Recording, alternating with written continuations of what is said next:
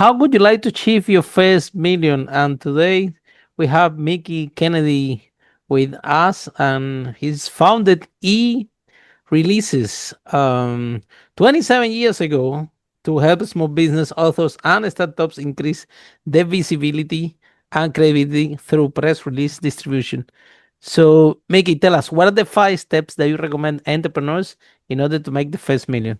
Welcome to Unstoppable Podcast with Harry Sardinas, inspiring conversations with influential millionaires, investors, thought leaders, entrepreneurs who are making a massive difference with their innovative products and services, and sharing the challenges and wisdom of how they sold their first million. Spotting the industry blind spot, build leverage through volume, deliver real value, not fluff, measure everything, and split test as much as you can. Okay, so what do you mean about have real value and not fluff? So, Can you expand a little bit on the steps? Sure. So, the first one is spotting an industry blind spot. What I saw when I started eReleases was that small businesses were priced out of PR. The news wires were charging a lot, and so I wanted to be able to deliver something at a considerable savings, and so I leaned on email at the time to email press releases to journalists at a huge discount. The second one was build leverage through volume. What I found is as the business matured, industry media databases became available, and journalists started getting spammed by so many emails that email became ineffective. And so I partnered with PR Newswire, the expensive companies I said small businesses couldn't afford. Today, they charge over $1,700 for a 600-word press release to go out nationally.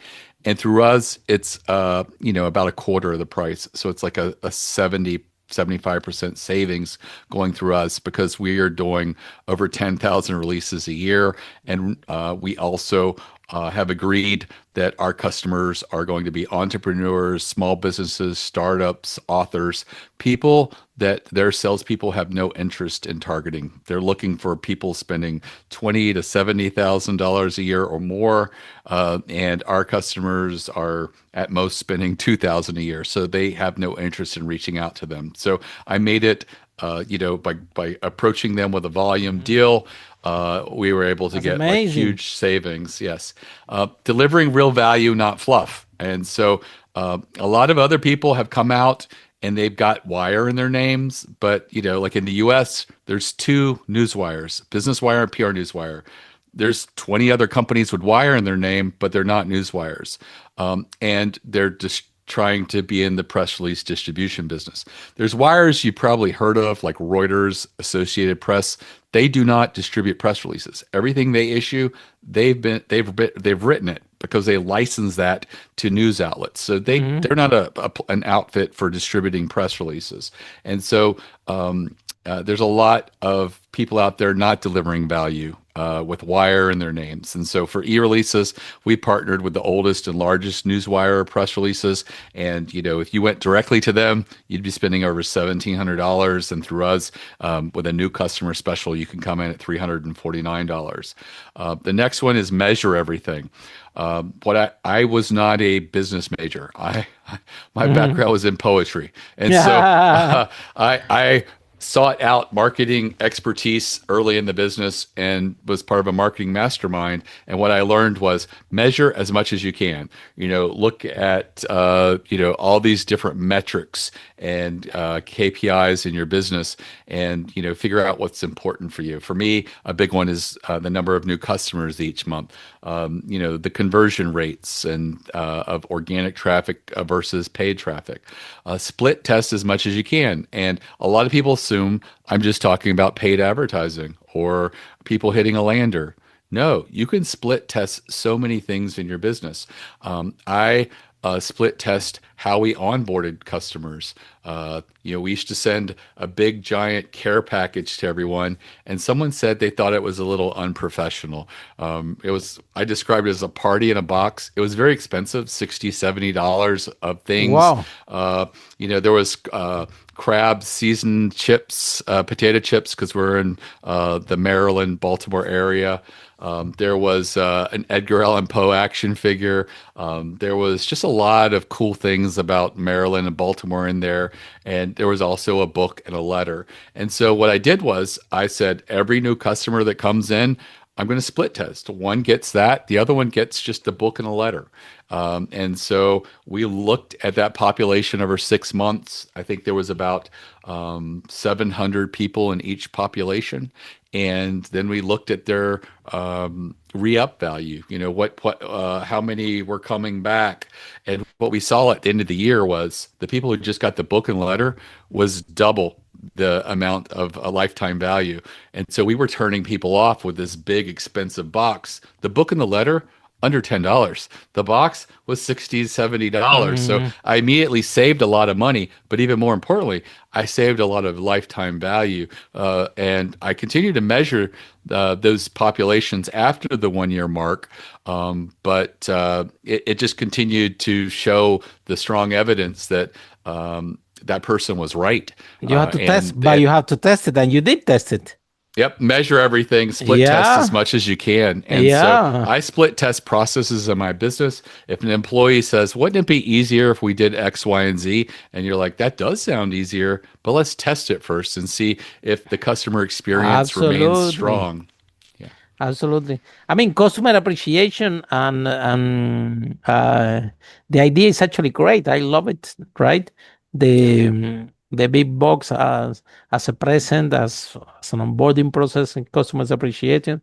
Um, However, we have to check always what is the. We always talk in this podcast about high perceived value at the low cost to you, right? So right. it was a great, but it was expensive, and probably they didn't see that much value in the chips and the things that you were sending them. However, when you send the book and the letter, they saw it very professional, and it was a higher perceived value for those potential clients, or for those clients, at a very low cost to you, because how Yeah, much it will cost to print the book, right? When yeah.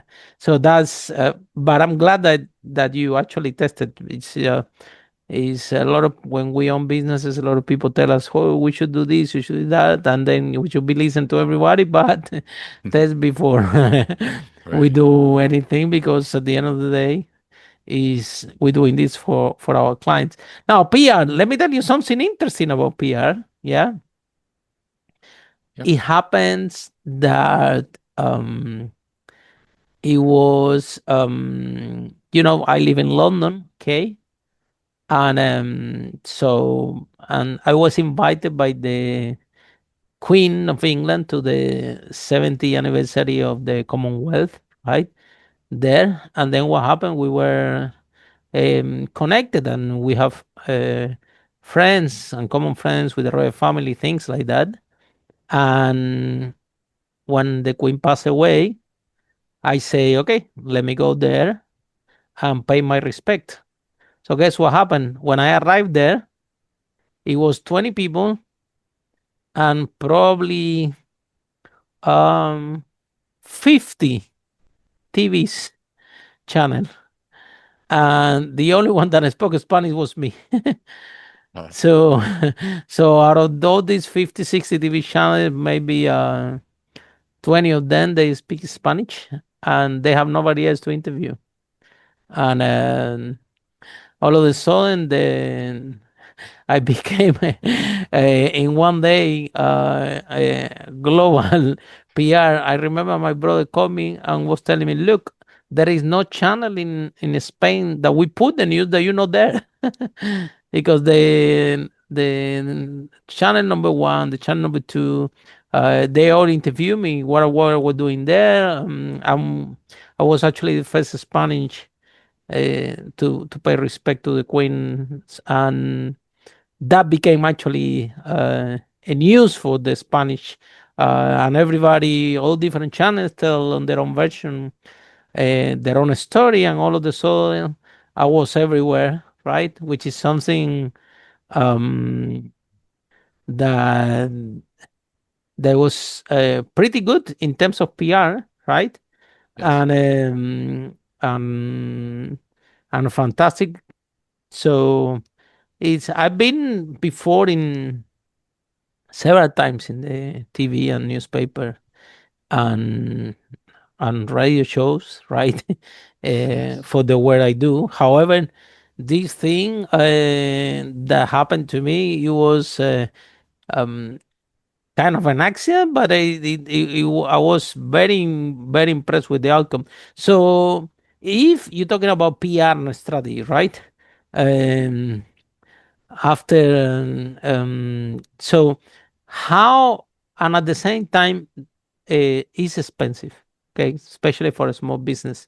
So someone is starting out, okay, and the other day this podcast actually how to go from 0 to 1. The other day, I interviewed 1 millionaire, and he told me, Harry, to go from 0 to 1 million, it doesn't matter how many steps, but let me tell you something. This is a marketing exercise. Nobody knows about you.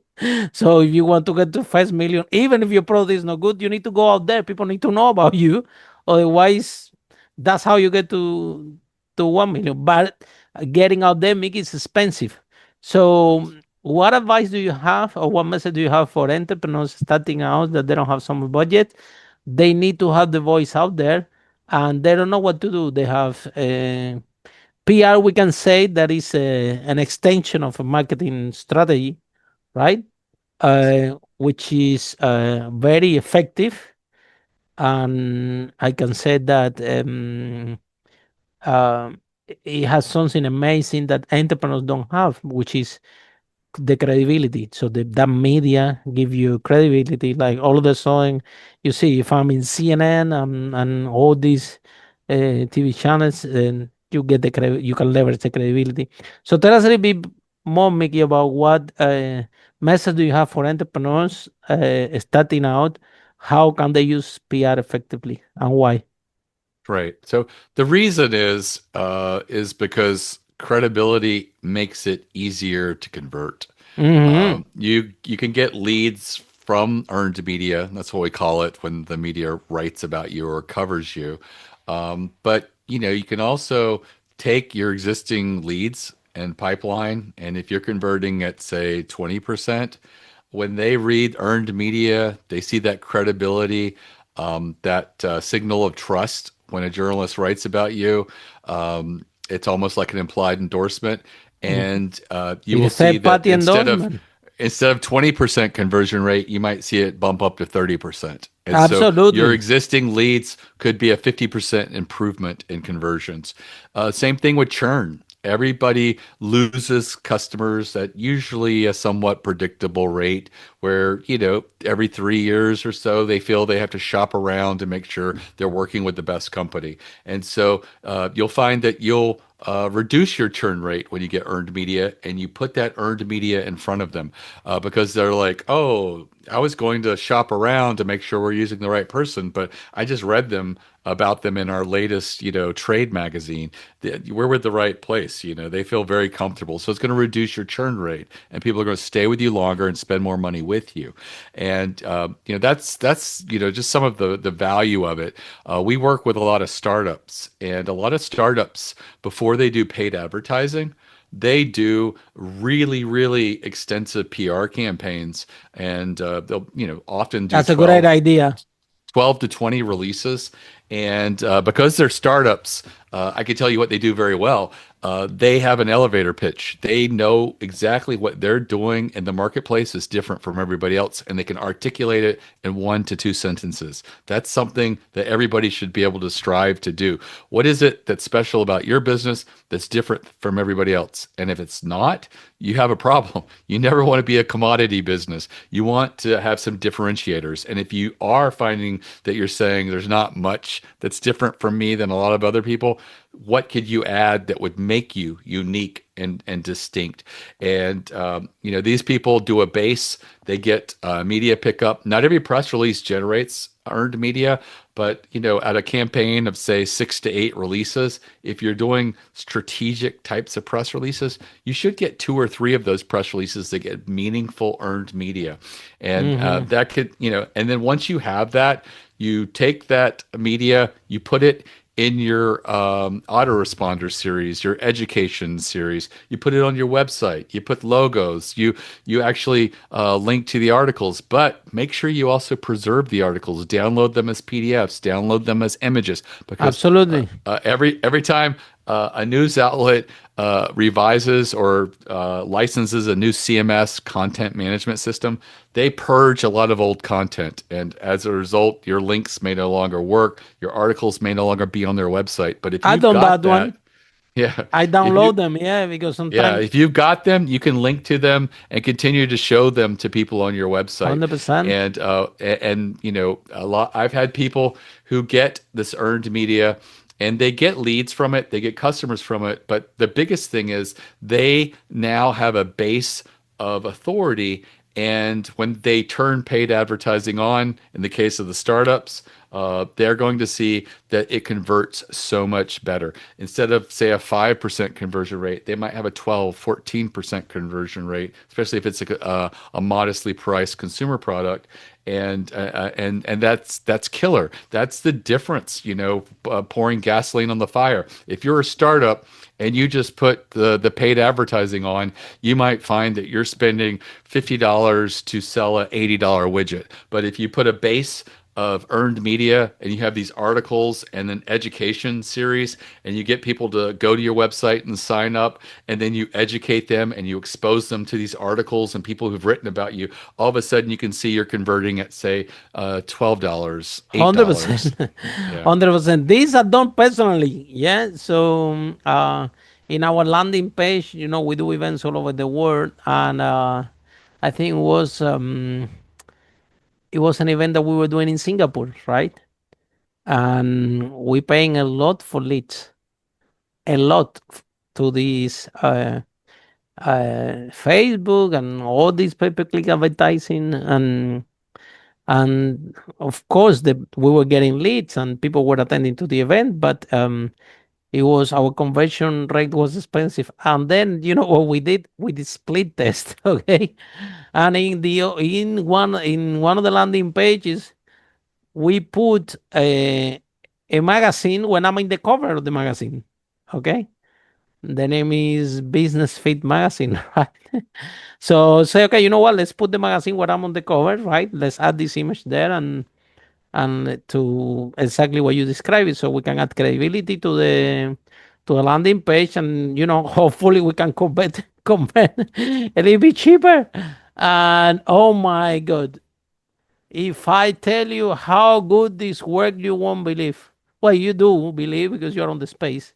I'm telling you, thousands and thousands and thousands in advertising we save just because we put that cover of the magazine. All of the sudden, the cost of advertising reduced because and conversion rate. Of course, we can measure how many people visiting the page and how many people convert before and after, so we know very well how to do this. And after, and because we had the split test like you described, we know, okay, this page is converting this and we're spending that much, and this one with the magazine cover is doing amazing. And just that piece save us a ton of money. We're talking about events all over the world and the same landing page and customer acquisition. You're talking about hundreds and hundreds of people bringing to an event through the same landing page. That exercise, it was something very impressive. So I agree and I concur everything that you're describing, right? Because this is in our experience. Yeah, if you have a startup and nobody knows you and you don't have credibility and you start to do advertising, pay-per-click, and another kind of marketing with no credibility, it's gonna be expensive to convert. Yeah. And that's the truth, right? You've been in this industry, in this space, so many years. Right. Whether if you bring credibility to the space, that you will need it anyway because nobody knows you, and when nobody knows you, you don't have credibility. You do have to leverage credibility for from other sources, for a TV channel, from a journalist, for a kind of magazine, right? Depending on your industry. And now with all this online AI and all these new things, um, PR has changed a lot since you started until now. So tell us a little bit more. How have been your journey and how you have faced adversity and the industry change, right? So, Sure. which have been So, dramatic, before, when you started. Oh my God! If you are in the magazine, you are the king of England, right? right. It was amazing, and but now the more the industry evolved, the more was more small business owners first. The for the big business have access. Now even a small business can have access. So how you embrace to change? So, uh, what I did was I just adapted to the changes in the marketplace. Hmm. I mentioned I started out by building my own database and emailing journalists, and uh, all of a sudden, Which is back on the day what the way of doing this, right? right. And then all of a sudden media databases became available, and for, $10,000, $20,000 you can license a database and you can send to journalists. And what happens is they send to the journalists that they know cover their market, and then nothing happens. And then they go, well, we just need to send to more people. And so all of a sudden, if you have a Mm-hmm. journalist who covers golf, and there's like 1,400 of them, and you send it to them and nothing gets done, they go, well, who likes to play golf? Bankers and financial people, Wall Street people. So let's email banking journalists, let's email financial analysts. And the Mm-hmm. truth is, those people do not cover golf. They do not cover products. They're Mm-hmm. never going to write an article about it. But all of a sudden, their inbox is full of off-targeted press releases. And so Mm-hmm. that started happening with all of these other different industries as well. And as a result, what's happening is email is now not very effective with a lot of journalists. I know a lot of PR They firms don't used to, even look at it, right? yeah, a lot of PR firms used to pitch by email as well as phone, and now they Mm-hmm. have to rely on phone. But journalists are getting good at blocking numbers they don't recognize. So Ah. that's made the newswire that much more important. And in the U.S., I mentioned we have Mm. two newswires, and for that reason, it's the place that most journalists go to. If journalists today are expected to write about double the amount of articles that they were 15 years ago. And Absolutely. it's because Yeah. there's so much financial pressure Mm-hmm. on newspapers, magazines, and print Mm-hmm. that these people are expected to do more with less. And so we have less investigative journalism. We have less journalists looking around for stories, and more they're on these newswires. And when they go to the newswire and log in, it's got a customized feed for them. It shows their industry, but they can even tailor that industry feed to exclude press releases that mention certain keywords, or make sure ones get pinned to the top that mention certain keywords that they definitely cover. So it makes it very easy for them. It's completely opposite of their inbox. Inbox is chaos. This newswire feed is just purely what is in their industry and what they're looking for. And for that reason, the newswire is even more important. And that's probably why the Mm-hmm. newswires Mm-hmm. charge so much, Mm-hmm. normally over $1,700. And so I do love that we're able to give that value to small businesses for a fraction of the price. But then, Mickey, then correct me if I'm wrong. Um, there are some people there, right?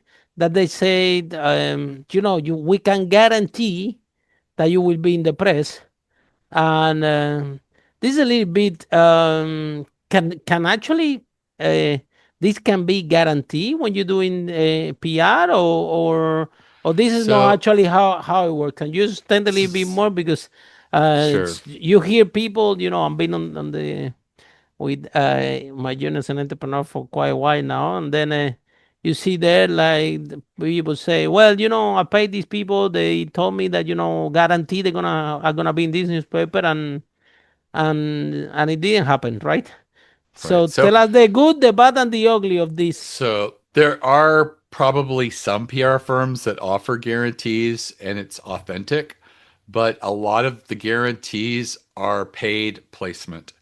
And Mm-hmm. it's usually differentiated because of ethical reasons that this is a paid ad or sponsored or Mm-hmm. special editorial opinion or something like that. For example, I think the going rate is a couple $1,000s to be in Forbes, but you don't get in Forbes magazine and you don't get on Forbes main website. No, It's no, what you used get to at the end, right? In a small. it's what used to be a blog section of Yeah. Forbes, and people take pictures of it and they try to pass that off. But most skilled marketers recognize that as just paid placement, and that's expensive. You spent a couple $1,000s for one, Forbes logo, and it's not authentic, and most people will kind of It won't give you know the that it's not very credibility. When authentic. people look properly, it won't give you the credibility, right? Right. So, but and that being said, I think that it's really hard to guarantee pickup without it being paid placement. But that being said, there are some people that stand by their PR, and you just have to do your due diligence and make sure that's not paid placement. Generally, if you're paying per pickup and the rates vary, like, oh, we can get you in USA Today and it's $4,000, or Forbes for $2,000, or this place for that's paid placement.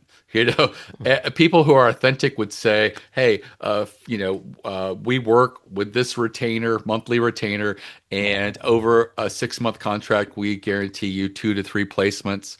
They may say one's a mid-size, one's whatever. Those are probably authentic. But when they start breaking down, this publication costs this much, that's paid. That's usually paid placement. I've never seen it otherwise. Mm-hmm.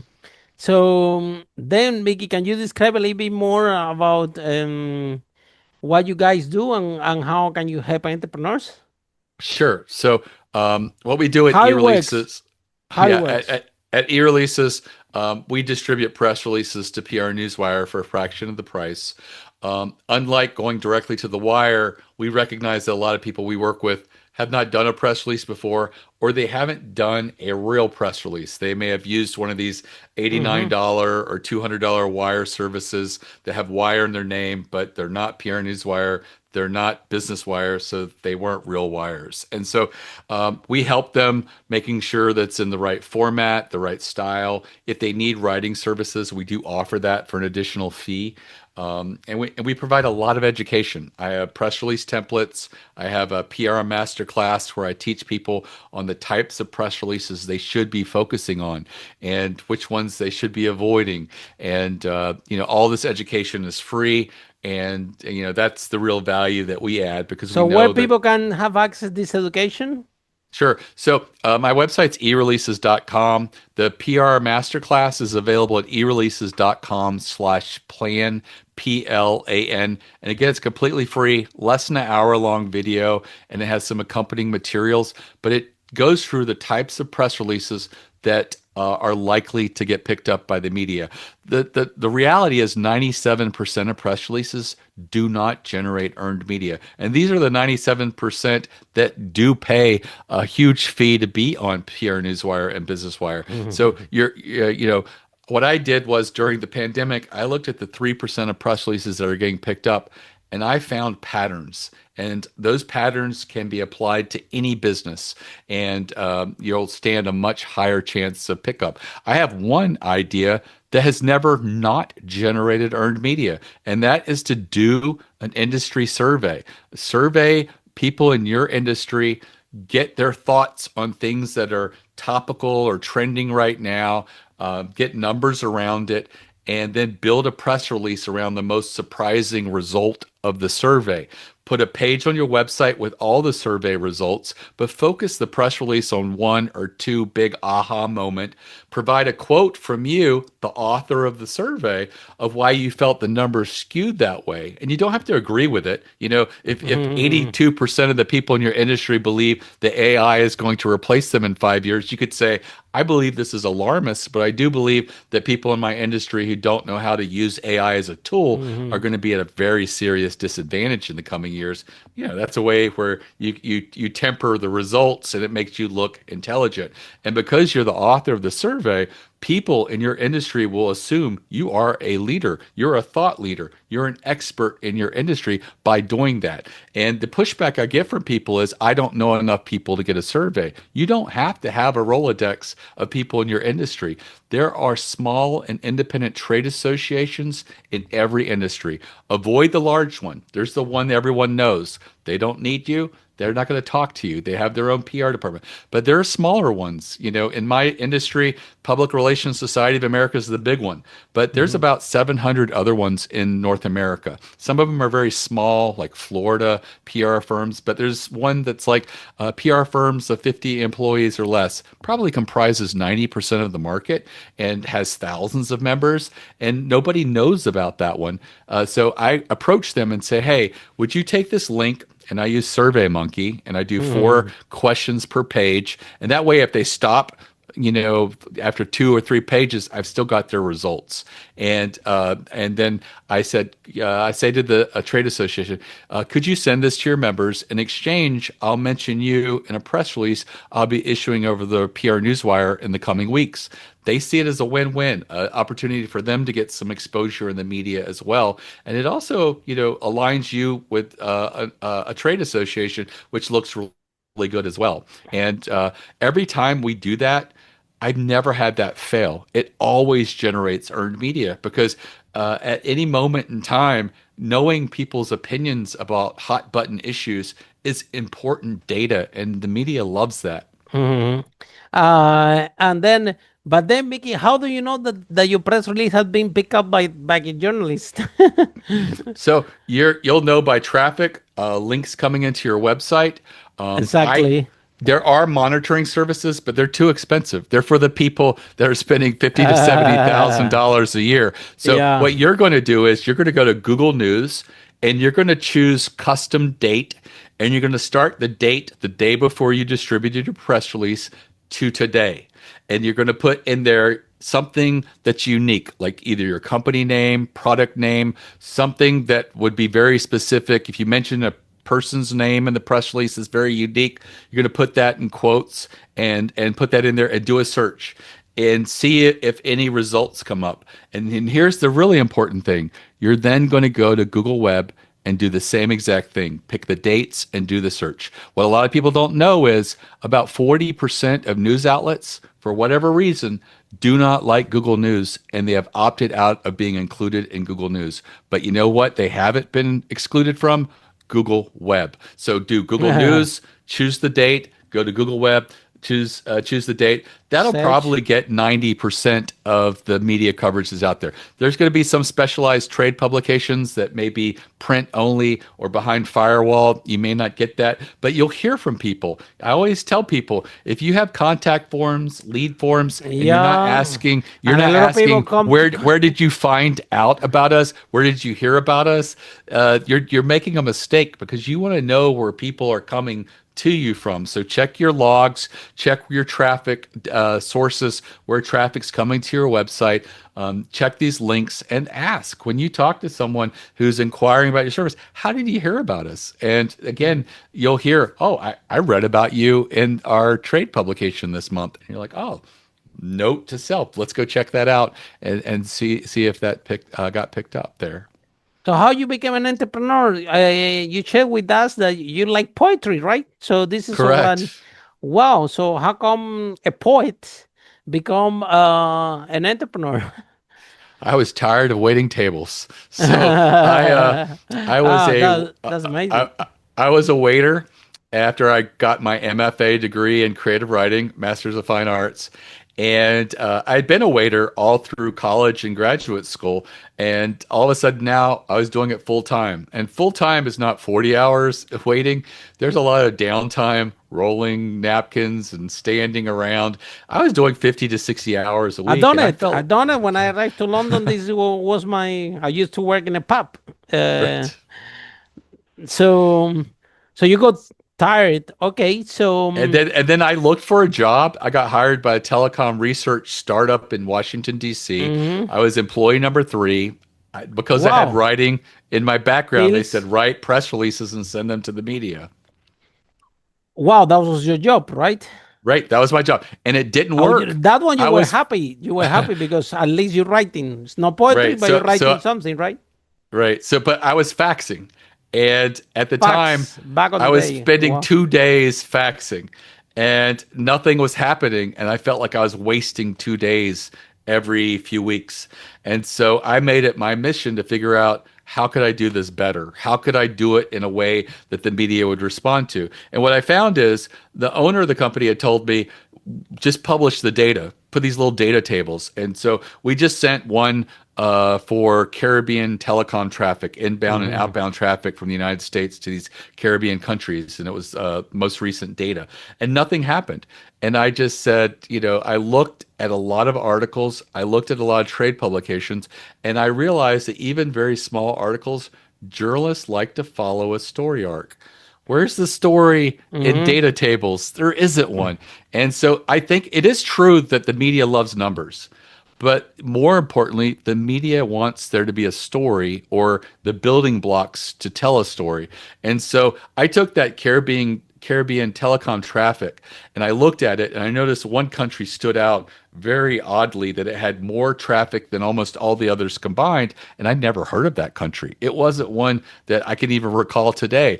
But when I researched it, I found out that the reason it was so big was it was the call center for 1-900 numbers. 1-900 numbers 29 years ago were pretty popular.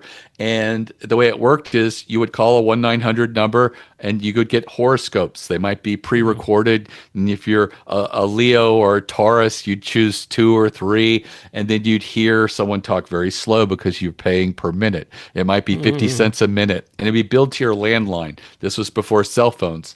And you could also call and speak to maybe a live psychic or lots of different things. There's everything from, pet advice to, romantic stuff, everything in between. And it was big business. So I talked about the story of 1-900 numbers, how this was being used, how this country was using it to itself to be routed as the call center for the 1-900 numbers. And I sent that press release out. We got picked up by the Washington Post, Wall Street Wow. Journal, The Economist, the Financial Times, Red Herring, and two or three telecom trade publications. And Wow. our phones rang for weeks. We got so many Wow. sales, so many inquiries. It was amazing. Very impressive. And so I continued to do these more story arc type press releases where I was giving journalists the building blocks for them to write a story. And once I realized that's what journalists are looking for, they're looking for a story arc. So one of the most Mhm. popular press releases that we get at eReleases is a product or service launch. It's important to you. You have a new product or you have a new service. But generally, people just say, here's the product or service, here's a list of features, here's a page to learn more or buy. And that's not a story. And one of the easiest things that you can do is incorporate a use case study. Here's a new logistics software solution for transportation companies. Here's a company that beta tested it. They had been losing money for 3 years. And as a result, this software allowed them to start writing invoices that were making them profitable. And at the end of 90 days, they're projected to have a profit at the end of this year for the first time. That's a meaningful result.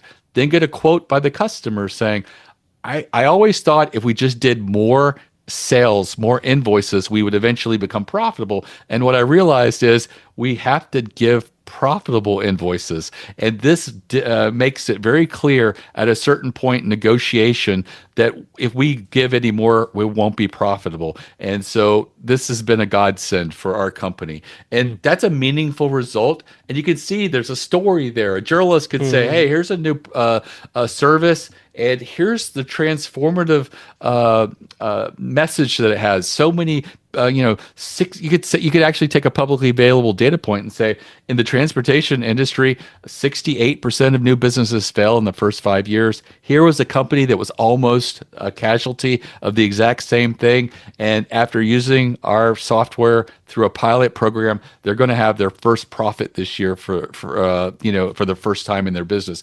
That is meaningful, and that's a compelling story. A journalist would say, "My audience would love to hear that. My audience would be interested in that story."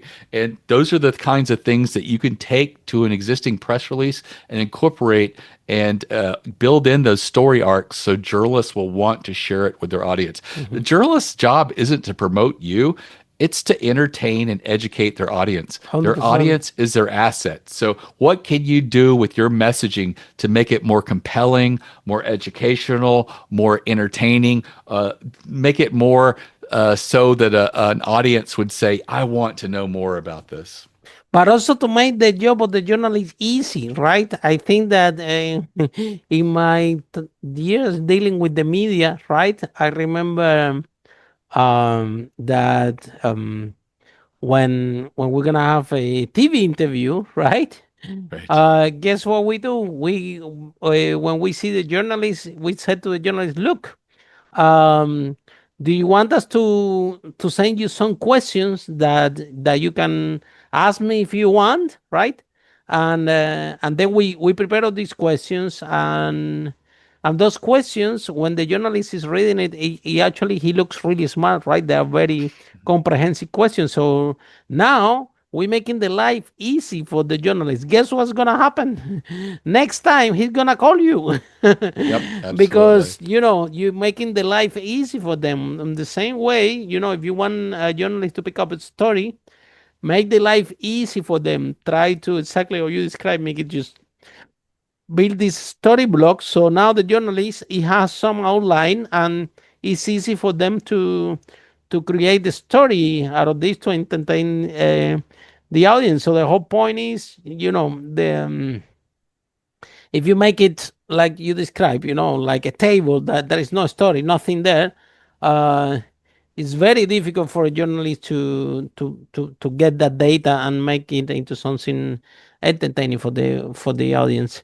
So so if the people are in love with this conversation, Mickey, and want to know more, how people can find you, how this process work? Sure. So again, eReleases.com is the website. All my social media is on the lower right, including my direct LinkedIn. Feel free to call, email, or chat with my office. It's only editors. There's no salespeople. Again, that free masterclass, I recommend. That's a great place for anybody to start. It's a small commitment of less than an hour. It's at ereleases.com/plan, PLAN. And I think that if you built a PR campaign of 6 to 8 releases and you followed that, you will have 2 or 3 successes. And, I've had people who have, one article. I remember one client that got picked up in Waste Management News, and that one article resulted in a city in Australia calling and say, "Hey, can you build waste facilities and recycling facilities here?" And they Wow. said, "Yes, we put stuff on boats and we sent it to Africa, India, all over." And they ended up doing over 30 some $1 million worth of business with that one city from one article in a Yeah. trade publication. And so, getting several of those over a PR campaign, it can really make a huge difference for your business. And again, you get to take those articles, put them on your website, put them on your social media, put them on your newsletters, share them with your leads, share them with your customers. You'll convert better, you'll Yeah. keep customers longer, and you'll also get an influx of leads and customers as a result. Thank you so much, Mickey. That's been phenomenal. This is something that I really love. Yeah. So, and all the entrepreneurs, they should be learning and embracing PR, something that is fantastic. Like I said, I have experienced this on the first hand, and like I tell you, in one day I was all over the world, Yeah. and if you can learn something out of the experience, right, then you can use certain strategies and technique to bring more leads to your business and to get more authority, especially if you're starting out. Okay. So thank you so much, Mickie, once again. I think that you're very clever and you're great at what you do. Yeah. You're Yeah. Thank fantastic. you. So thank you so much for joining. And for all of you following the broadcast, see you in our next episode of Unstoppable, how brave entrepreneurs like Mickie break that wall and achieve the first million. Bye for now. Follow us for more interviews with world's most influential, audacious entrepreneurs that overcame challenges and adversity, providing you with the blueprint of how they sold their first million so you can grow your business exponentially.